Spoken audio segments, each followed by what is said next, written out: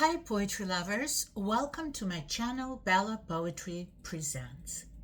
Today we step into the emotional and often turbulent world of Letitia Elizabeth Landon, a woman whose poetry pulsed with passion, longing, and heartbreak, and whose whole life reflected those very themes in striking and sometimes tragic ways. Prolific English poet and novelist Letitia Elizabeth Landon, often known as L.E.L by her initials, or just L among fans and in literary circles, was born on August 14th, 1802 in Chelsea, England, into the middle-class family. Her early life seemed to be on the surface very stable and conventional. However, beneath that calm exterior was a child of deep sensitivity and imagination. She was largely educated at home, where she developed an early love for literature. Like many young girls of her time, she was encouraged to read and get education, but not necessarily strive or aspire to a literary career. And yet Letitia could not be contained by societal expectations. The eldest of three children, Landon showed literary talent as early as 9 years of age. Her first published work, the poem Rome, appeared in the Literary Gazette on March 11th, 1820, when she was only 18 years old, and her work continued to be published in the periodical under the initials, as I've already mentioned, L or L.E.L. The following year, with financial support from her grandmother, Landon published The Fate of Adelaide, a Swiss tale of romance, and other poems. The collection was the first of her works to be published under her full name, and it sold well, though it received little critical attention. In addition to publishing her work in the Gazette, Landon served as the journal's chief reviewer and had considerable influence on both book sales and literary reputations. So this job was very, very important for her, and she was basically making money for herself and her family. Her second collection of poetry, the Improvisatrice, I hope I pronounce it correctly, and other poems, was published in 1824, and it was popular with audiences and went through 6 editions, which was quite amazing. And it went through 6 editions in the first year of its publication. Landon reached the height of her popularity a year later, in 1825, with the publication of The Troubadour, poetical sketches of modern pictures and historical sketches. Her popularity led to speculation about her personal life, and she was often the subject of scandalous stories in gossip magazines. The collection, titled The Golden Violet, published in 1827, and The Venetian Bracelet, published in 1829, followed, and she continued to publish in numerous periodicals, annuals, and illustrated gift books. If Letitia's childhood hinted at emotional depth, her romantic life revealed just how complicated and painful love could become. Her personal life was far less admired. Lord Byron, who himself had a terrible reputation in aristocratic circles, thought it necessary to comment that though her family background was certainly respectable, as a woman living alone and making a living as a professional writer, she herself was often seen as less than respectable. Many critics accused her poetry of being overly emotional and artificial. They saw her as someone who performed feelings rather than truly experience them. But how ironic that seems now, because behind the scenes, her life, her poetry, behind the scenes, her life was filled with very real emotional turmoil, love that could not be acknowledged, children she couldn't openly claim, and reputation always at risk. Landon she was involved in a few relationships in her Gazette where she worked as a reviewer, but she was involved in a long and deeply controversial relationship with William Jordan, a powerful literary editor who was married at the time. The relationship was not only scandalous, it was emotionally taxing and unequal. She bore him children in secret. Imagine the weight of that.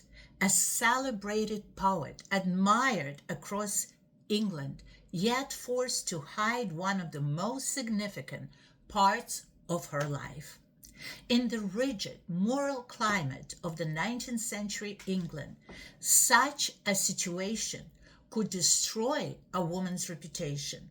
And indeed, rumors and gossip followed her relentlessly wherever she went. Society judged her very harshly, even as it consumed her poetry with fascination. And there where hypocrisy lied. On one hand, they judged her, but at the same time, they were very curious and hungry for the poetry that she wrote. Her love life did not bring her stability. Instead, it brought her secrecy, vulnerability, and emotional isolation. In 1834, Landon and John Forster, editor of the Examiner, another man, began courting and became engaged. The relation brought further public scrutiny to Landon's relationship, not only with Forster but with other male friends and colleagues, and the pair eventually split. Despite her success, Letitia Elizabeth Landon lived a life filled with inner conflict. She achieved literary fame at a young age, something rare for a woman in her time, but that fame came at a cost. She was financially responsible for her family. She had to constantly produce work to maintain her income. She lived under the scrutiny of a judgmental public. Her writing became both her refuge and her burden. Well, she found kind of escape from this situation because later in life, seeking a new beginning, she married George MacLean, governor of a British post in what is now Ghana. It was called the Gold Coast of Africa. And she married him in 1838 and moved there with her husband. But a tragedy struck, and in October, which she moved there in June, literally a few months, 5 months after her moving there, she passed away. And they say that she died from the overdose of hydrocyanic acid. This acid was prescribed for convulsions, and they say that she took too much of it. Some people suspected that maybe she actually committed suicide, overdosing on this powder. Some people say that it was accidental, but no autopsy was performed because there were no qualified pathologists available in Ghana at that time. But from the eyewitness account, it has been argued that Landon suffered a fatal convulsion. She was only 36 years old at her death, a very young woman and with a lot of potential that she didn't have time to realize. Letitia Elizabeth Landon's life reads almost like one of her poems, filled with passion, secrecy, longing, and an undercurrent of sorrow. She lived in a world that celebrated her voice but constrained her choices. She wrote about love with brilliance but struggled to find peace within it. And perhaps that's why her poetry still resonates with so many people. Because it was not merely imagined emotion, it was emotion that was experienced and lived by her. L.E.L, as she was called, taught us that behind every beautiful line of poetry there may be a story untold, of love hidden, struggles endured, and a heart that dared to feel deeply, even when the world refused to understand. And today we will read a couple of her poems, which I truly enjoyed reading. The poem Children that she wrote can very easily be used today. I mean, I absolutely loved it, so I'm going to read it to you. Children. A word will fill the little heart with pleasure and with pride. It is a harsh and cruel thing that such can be denied. And yet, how many weary hours those joyous creatures know, how much of sorrow and restraint they to their elders owe, how much they suffer our faults,